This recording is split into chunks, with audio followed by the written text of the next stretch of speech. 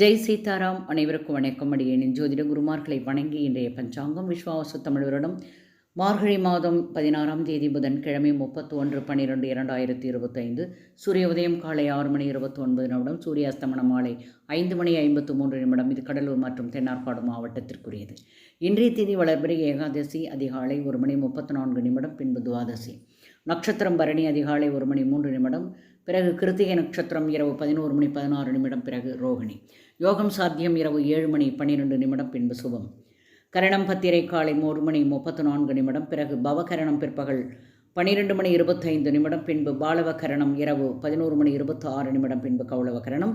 இன்று சித்த யோகம் காலை 6:25 வரை பின்பு அமிர்த யோகம் இரவு 12:26 வரை பின்பு சித்த யோகம்.